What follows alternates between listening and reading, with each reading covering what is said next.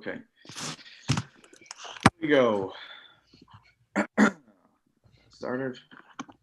Now let's go back to the screen. Sorry. Okay. So yes, as I heard Simeon reading as I was just joining, the topic of this next Siman, Reish Mem Gimel, is Din Hamaskir Sadeh Umerchatz La'eno Yehudi, and it begins with this idea of talking about two situations. One about renting your merchatz, your bathhouse, to a non-Jew for usage, and one of that usage will obviously be on Shabbos. And it also talks about the other case of your field, of renting out your field. Now, let me just start by the way, the Mishnah Berurah does with an introduction, but let me start with an introduction to the Mishnah Berurah's introduction. The notion that we can ask, let's just talk about Amir al-Lanachri for a second. The idea that we can ask a non-Jew to do something on Shabbos is much more problematic than I think sometimes people might realize. To start off, the baseline of this should be understood that to ask a non-Jew to do something that you can't do is actually problematic on Shabbos. I'll say that again. To ask a non-Jew to do something that you yourself cannot do, because Shabbos, the laws of Shabbos prohibit you to do so, you cannot ask a non-Jew to do that for you. There will be a few exceptions to that rule that we will learn. So it's not a blanket rule. And I think oftentimes this is confusing because one of the few exception cases that exists in the context of communal need. So we paskin like a very lenient opinion that you can ask a non-Jew to do something litzorchei rabim, for the need of the community. So this is why oftentimes you will see that we will ask a custodian at the shul when there is a need on behalf of the entire community. The shul is freezing, and I'm using that specifically as an example because turning the heating on is more problematic than turning the air conditioning on. One may be the oraisa, one may be the rabbanon. And so asking the non-Jew to turn the heating on Shabbos for the shul when it's freezing, turn the temperature up, would be permissible because it's litzorech, it's for the needs of the community, not of an individual. The classic example, by the way, that's given in the halacha svarim is if the eruv of the community, let's say a wire falls down in the middle of Shabbos. Can you fix it? We can't fix it, but you can ask a non-Jew, because that's one of the 39 malachos is to fix an object, a vessel, or something. To fix the eruv would be problematic on a biblical level. Sorry.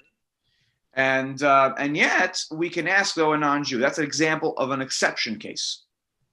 Okay, when it's a need of the community, then you can go ahead and ask for things.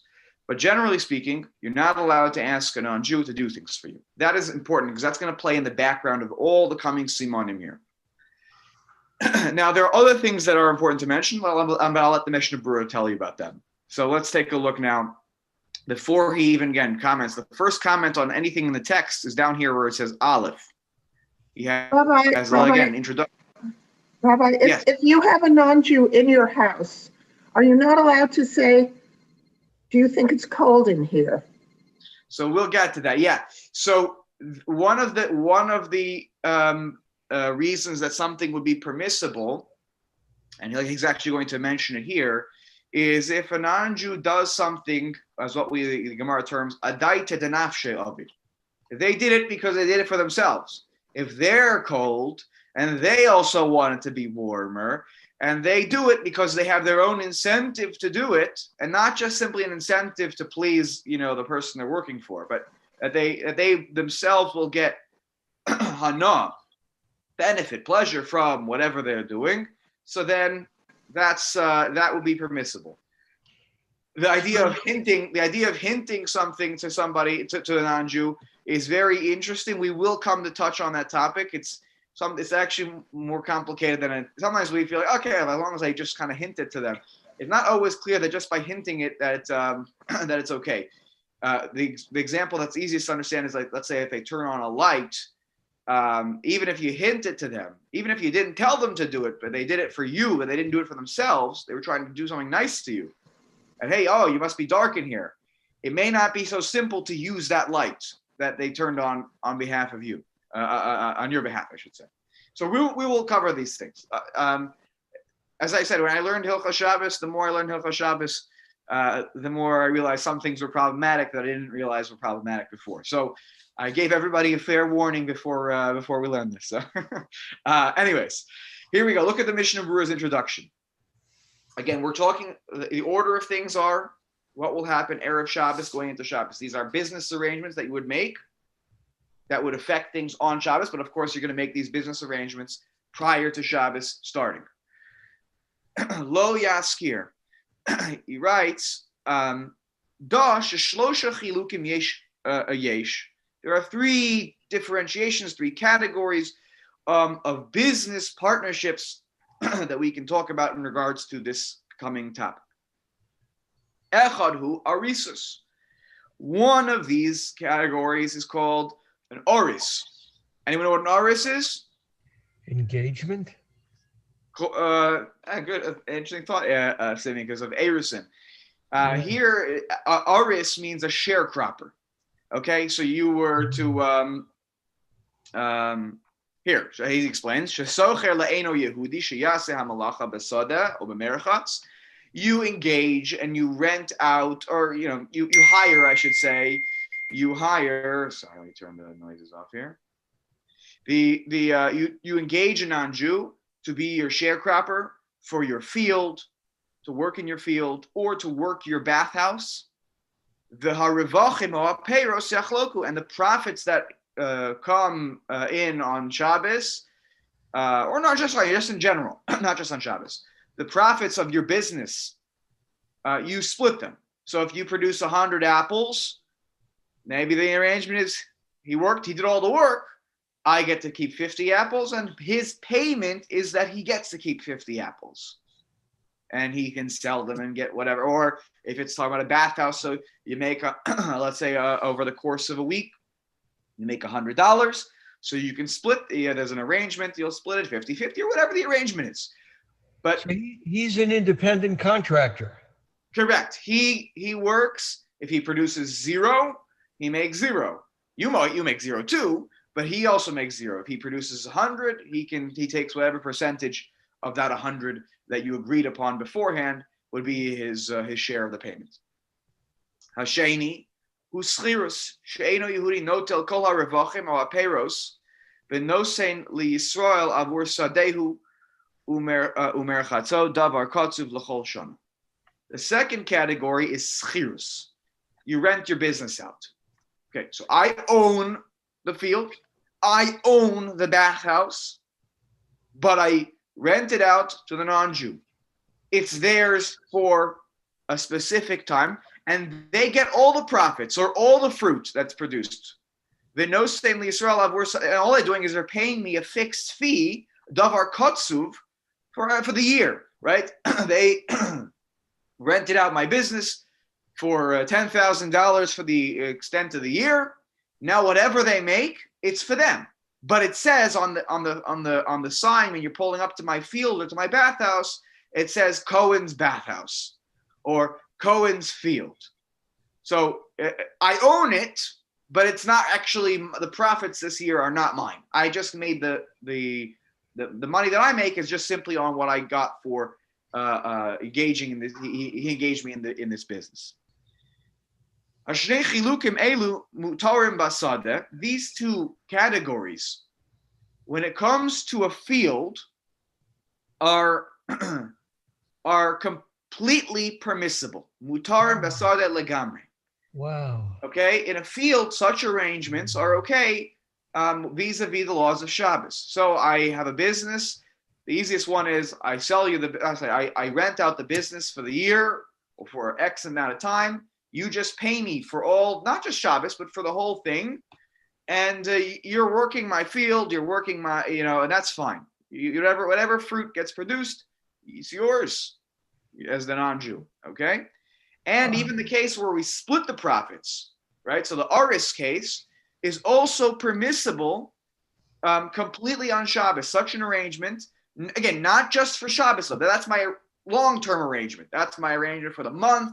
That's my arrangement for the year, that you will work and I will get profits from your work, but it's at a certain percentage, okay? And you'll make a certain percentage as well of whatever is produced in the field. And we'll talk more about these cases. He's just trying to give an introduction here. But he says, Uva merchatz rak midina the eno Yehudi adaita denafshe avid, Ella shechachamim osru elu hashnei chilukim bemerchatz mishum maris ha'ayin mipnei denikre sal shmo v'yavo lachashdo shose b'shlichuso. Now, when it comes to the bathhouse, though, and these are two categories, the field and the bathhouse, that are paradigms. Don't see them as the be-all, end-all, and as all the Rishonim say, these are categories that can change and be updated. In the days of the Talmud, this would have been true. So what's the truth, though?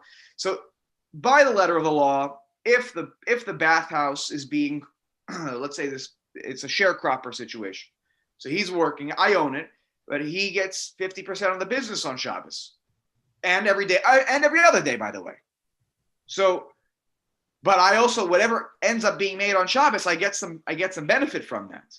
But since Adaite de nafshe of it, the non-Jew did it because they want to make money, right? If they have the bathhouse doing nothing on Shabbos, they're not open to customers, and they're not advertising that we're open to customers. So you know how much you make on Shabbos? Zero. And there's no incentive for the non-Jew to make zero. The non-Jew wants to make money. Okay, so if he's doing it adaite denafshe for his own self, I want to make money, and it happens at the same time that because he wanted to make money, I ended up making money, but I didn't tell him he had to do it. We have an arrangement. Whatever you make, I get a cut in the profit. You don't have to work Shabbos. I never told you have to work it on Shabbos. He chose to keep the bathhouse open on Shabbos. That was his decision because he wanted to make more money. So he did it adaite denafshe of it. If a non-Jew does something adaite denafshe for their own benefit, that is permissible, even if I get a side benefit. Most of the time, it's permissible. How is that different from the first choice, from the first alternative of the independent contractor? Where I rent it out?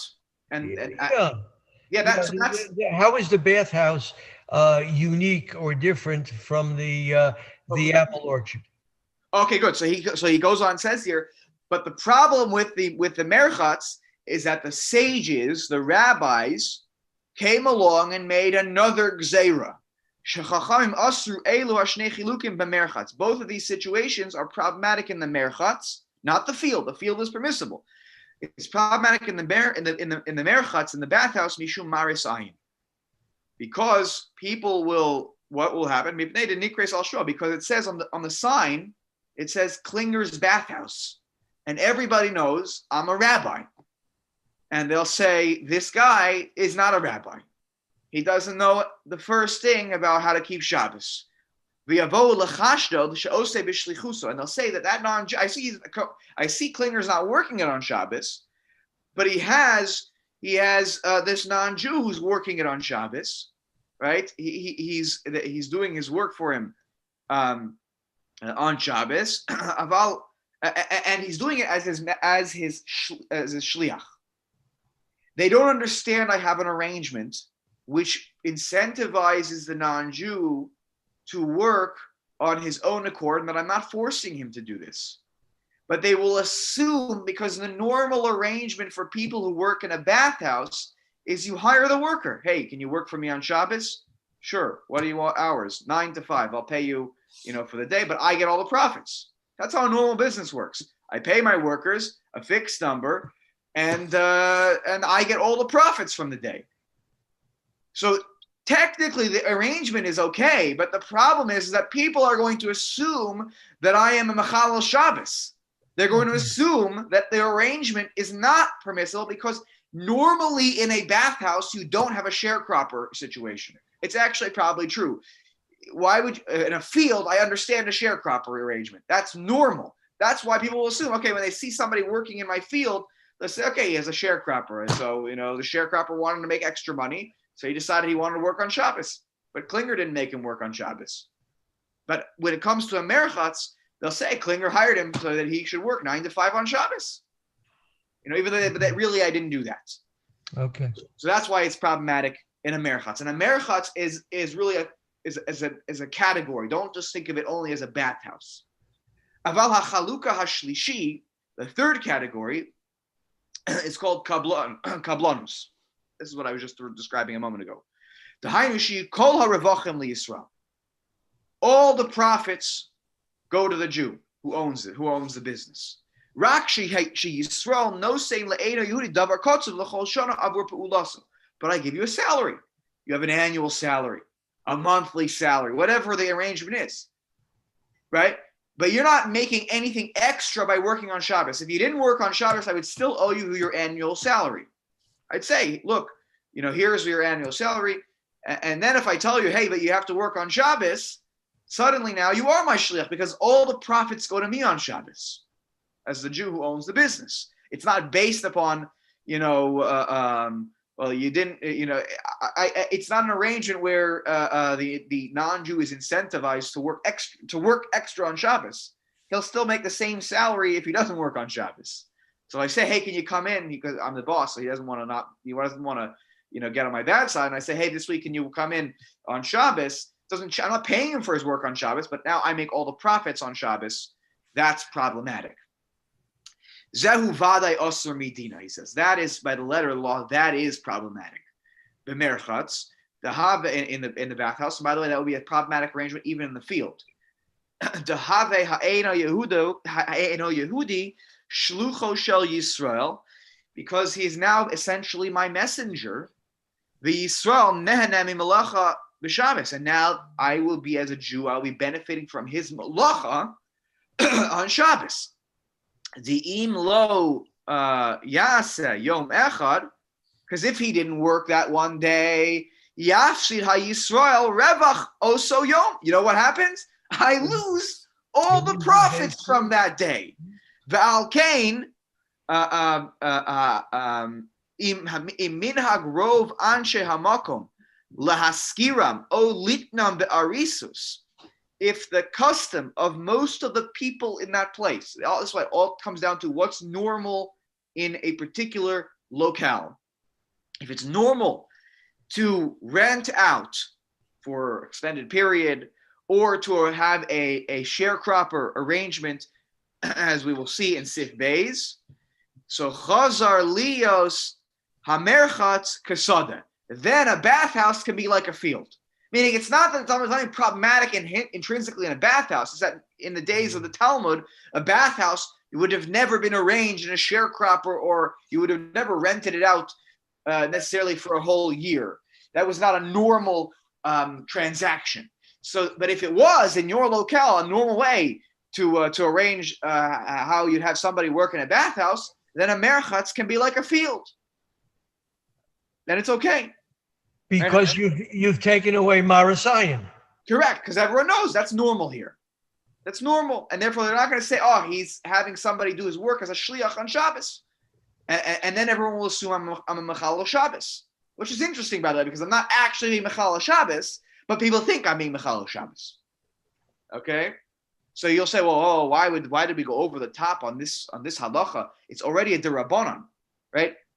According to most. There are a couple of opinions that maybe it's something like a D'Oraisa, Amir al-Akum, telling an Anju to do something that you're not allowed to do on Shabbos. But most of it's D'Rabbanan, which is how we paskin. But the reason, Aruch HaShulchan claims that the reason here that there is there's extra fear of people saying, "Oh, you're a Machal Shabbos," he writes, "Shekevin she'isurei Shvus shel Shabbos chamur me'od." The derabbanans of Shabbos, particularly when it comes to resting and refraining from malacha, are very serious. Chazal take it very seriously.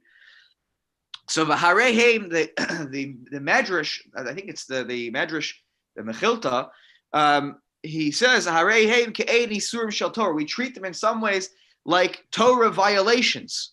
They're not actually, but we have the seriousness of them to say that they're ke'ein isurim shel Torah, almost like isurim shel Torah. Because why? Because the malacha is still happening. So that's why there's a certain seriousness to this, because the malacha is still happening. It's just not happening through the hands of a Jew. Lachain goes through behem. The Aruch HaShulchan writes, afal hachshad. Even on suspicion, the rabbis goes there because we're talking about malacha that is still happening here. Now, let's just finish this introduction, these long introductory comments here. He writes here, if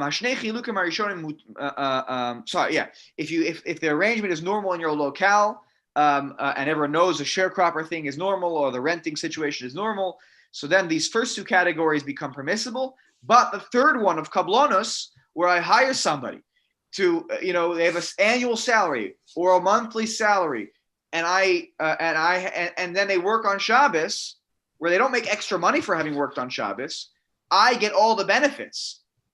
That's a problematic situation.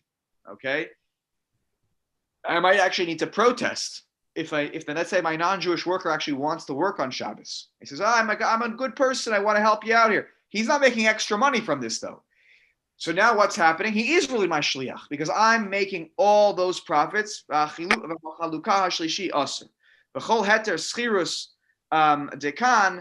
and I see the davening is beginning. Hold on, let's just finish one sentence and then we'll give it over to the davening folks. V'chol heter schirus dekan hainushu maskiro derech havla. The heter of schirus, when I rent it out, that's because I do it derech havla. It's part of a larger arrangement of a week or a month or a year. Im yemos hachol aval leyom Shabbos. If I have a rental situation just for Shabbos, that's problematic, even in a field, and even if I publicize that it's not I have a special arrangement. Gam nisfarsen. Zeu ikare hadinim shevisiman zev ktsara. There's a quick summary of what we're going to see. The reason is because that I'm making called schar Shabbos. I'm making profit from something that's on Shabbos, and that is problematic to make a direct profit from something on Shabbos. If it's swallowed up in a larger set over the month, over the week, over the year, then it's not. You can't put the bill back on Shabbos that I got paid. He rented it out for just Shabbos, and I got a Shabbos payment. Shabbos payment is a problem. We're going to talk much more about that. Okay, I'm going to stop here. Turn it over to the folks who are at Shul davening, and I will see everybody next week to continue our topic of